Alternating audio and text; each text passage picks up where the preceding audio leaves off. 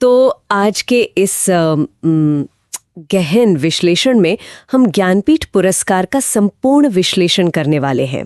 इसका इतिहास, इसकी पूरी प्रक्रिया, कुछ हालिया घटनाक्रम और हाँ, इसे याद रखने की एक खास ट्रिक पर भी हम बात करेंगे। बिल्कुल।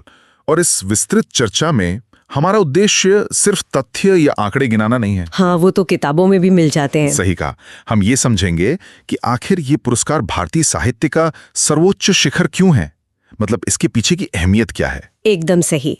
हमारे सुनने वालों को इस चर्चा के अंत तक इस प्रतिष्ठित पुरस्कार के हर पहलू की बिल्कुल स्पष्ट और गहन जानकारी मिल जाएगी। तो चलिए शुरुआत करते हैं। ठीक है, चलिए इस पर विस्तार से चर्चा करते हैं। ये तो हम सभी जानते हैं कि ज्ञानपीठ पुरस्कार भारतीय साहित्य का सर्वोच्च शिखर है। इसकी स्थापना वर्ष 1961 में हुई थी। हाँ, 61 में स्थापना हुई, लेकिन पहला अलंकरण वर्ष 1965 में दिया गया था, है ना? जी बिल्कुल। और यहाँ जो सबसे आकर्षक बात है वो ये है कि इसके नियम बहुत सख्त हैं। सबसे पहली बात, ये केवल भारतीय नागरिकों को मिलता है, मतलब किसी विदेशी को नहीं मिल सकता। बिल्कुल नहीं। और दूसरी महत्वपूर्ण बात, ये मरणोपरांत नहीं दिया जाता है। ओह, तो लेखक के जीवित रहते ही उनके योगदान को सराहा जाता है। हाँ, और अगर भाषाओं की बात करें तो संविधान की 8वीं अनुसूची की 22 भाषाओं के साथ अंग्रेजी भी शामिल है। जी, अंग्रेजी को मिलाकर कुल 30 भाषाओं पर विचार किया जाता है। इसके तहत 11 लाख रुपए की सम्मान राशि दी जाती है और इसे भारतीय ज्ञानपीठ संस्था प्रदान करती है। 11 लाख रुपए। और जहां तक मुझे पता है, पुरस्कार के स्वरूप में वाग्देवी की कांस्य प्रतिमा भी दी जाती है। हाँ, और इस प्रतिमा का अपना एक बहुत गहरा ऐतिहासिक मूल है। अच्छा, इसके बारे में थोड़ा विस्तार से बताएंगे? जरूर। इसका सीधा संबंध 1034 ईस्वी से है। 1034, ये तो बहुत पुरानी बात है। हाँ, मालवा, जिसे अब हम धार कहते हैं, वहां के सरस्वती मंदिर और इसके संस्थापक विद्याव्यसनी नरेश राजा भोज से ये जुड़ी हुई है। तो ये प्रतिमा सिर्फ एक मूर्ति नहीं है? बिल्कुल नहीं, ये ज्ञान तथा आध्यात्मिक अंतर्दृष्टि का प्रतीक है। इसके 4 बहुत ही अहम हिस्से हैं। वो 4 हिस्से कौन से हैं? पहला है पुस्तक, जो ज्ञान का सूचक है। दूसरा अक्षमाला, जो निरंतर मनन को दर्शाती है। तीसरा कमंडलू है। और चौथा? चौथा है कमल, जो शुद्धता का प्रतीक है। तो इस पवित्र प्रतिमा, एक प्रशस्ति पत्र और 11 लाख रुपए के साथ यह सम्मान पूरा होता है। यहाँ एक बहुत ही दिलचस्प बात सामने आती है। जब 23 भाषाएं हैं तो चयन कैसे होता है? मैंने कूलिंग ऑफ नियम के बारे में पढ़ा है। हाँ, कूलिंग ऑफ नियम, ये प्रक्रिया को निष्पक्ष बनाने का एक बहुत शानदार तरीका है। इसके कारण हर साल 3 साल के लिए कोई 3 भाषाएं दौड़ से बाहर रहती हैं। मतलब ताकि हर भाषा को समान मौका मिल सके? बिल्कुल। और ये जो पूरी चयन प्रक्रिया है, ये 3 चरणों में बटी होती है। 3 चरण, वे कौन कौन से हैं? पहला चरण है प्रस्ताव का। इसमें शिक्षकों, आलोचकों और विश्वविद्यालयों द्वारा प्रविष्टियां भेजी जाती हैं। जमीनी स्तर से नाम आते हैं, मतलब। सही कहा। फिर दूसरा चरण आता है भाषा परामर्श समिति। इस समिति में 3 प्रख्यात विद्वान होते हैं। और क्या ये विद्वान हमेशा एक ही रहते हैं? नहीं, हर 3 साल में इस समिति का पुनर्गठन होता है। यह समिति नामों की बहुत ही सूक्ष्म जांच करती है। इसके बाद बात जाती है तीसरे और अंतिम चरण में, जिसे प्रवर परिषद कहते हैं। जी, यह है 7 से 11 सदस्यों का एक उच्च स्तरीय बोर्ड होता है, जो अंतिम तुलनात्मक मूल्यांकन करता है। और सबसे खास बात यह है कि इसमें भारतीय ज्ञानपीठ संस्था का कोई हस्तक्षेप नहीं होता। बिल्कुल स्वतंत्र चयन, तभी ये इतना प्रतिष्ठित है। और नियमों की बात करें तो इसमें ऐतिहासिक बदलाव भी हुए हैं। बहुत बड़े बदलाव हुए हैं। पहले ये पुरस्कार लेखक की किसी एक विशिष्ट कृति के लिए मिलता था, किसी एक किताब के लिए। हाँ, लेकिन 18वें पुरस्कार से नियम बदल गया। अब ये लेखक के संपूर्ण साहित्यिक योगदान के लिए दिया जाता है। ये तो बहुत तार्किक बदलाव है।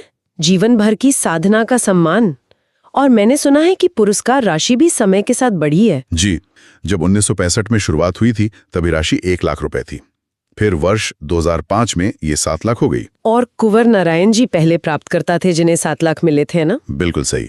और फिर वर्ष 2012 से ये राशि 11 लाख रुपए कर दी गई है। अब अगर भाषाओं के टूटते बैरियर की बात करें तो 49वें ज्ञानपीठ पुरस्कार नियम में एक बड़ा फैसला हुआ था। हाँ, भारतीय भाषाओं के साथ अंग्रेजी को भी विचारणीय सूची में शामिल किया गया। और इसका असर हमें 2018 में देखने को मिला। बिल्कुल, जब अमिताभ घोष को ये पुरस्कार मिला। वे ये सम्मान प्राप्त करने वाले प्रथम और अब तक के एकमात्र अंग्रेजी साहित्यकार हैं। तो आखिर इन सब का क्या मतलब है, अगर हम हिंदी की बात करें, क्योंकि हम हिंदी साहित्य का भी विश्लेषण कर रहे हैं। अगर आंकड़ों को देखें तो हिंदी का दबदबा साफ नजर आता है।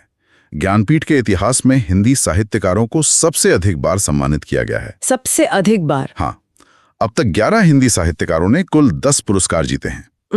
11 साहित्यकार और 10 पुरस्कार, ये कैसे? क्योंकि 2009 में ये सम्मान संयुक्त रूप से दिया गया था और ये शानदार सफर 1968 से 2024 तक अनवरत जारी है। चलिए फिर उन महारथियों के नाम भी जान लेते हैं।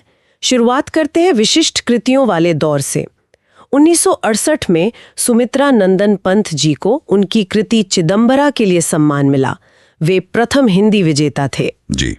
फिर 1972 में रामधारी सिंह दिनकर को उर्वशी के लिए, और फिर 1978 में सच्चिदानंद हीरानंद वात्स्यायन अज्ञेय को कितनी नावों में कितनी बार के लिए। हाँ, और 1982 का साल बहुत अहम था।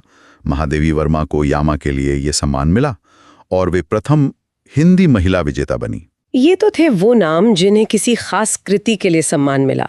इसके बाद तो नियम बदल गए थे। बिल्कुल, फिर संपूर्ण योगदान के लिए सम्मान मिलने लगा। 1992 में नरेश मेहता को ये मिला और 1999 में 99 में निर्मल वर्मा को मिला, गुरदयाल सिंह जी के साथ संयुक्त रूप से। फिर 2005 में कुंवर नारायण, जिन्हें 7 लाख रुपए मिले थे। और 2009 में वो संयुक्त पुरस्कार जिसके बारे में हम अभी बात कर रहे थे। हाँ, वो अमरकांत और श्रीलाल शुक्ल जी को संयुक्त रूप से दिया गया था। फिर 2013 में केदारनाथ सिंह जी। और 2017 में कृष्णा सोपती, जो दूसरी हिंदी लेखिका बनी ये सम्मान पाने वाली। और अब हाल ही में 2024 में विनोद कुमार शुक्ल जी को मिला है, जो नौकर की कमीज के प्रख्यात रचनाकार हैं। बिल्कुल सही। अब हमारे श्रोताओं के मन में ये सवाल आ रहा होगा कि इतने सारे नाम याद कैसे रखे जाएं? तो हमारे पास एक अचूक ट्रिक है। हाँ, ये बहुत काम की ट्रिक है। मैं वो वाक्य पढ़ती हूँ। पंत और दिनकर अज्ञेय महादेवी से मिलने नरेश और निर्मल के साथ कुंवर अमरश्री, केदारनाथ और कृष्णा विनोद गए। ये तो बहुत ही सरल सूत्र है। चलिए इसे डिकोड करते हैं।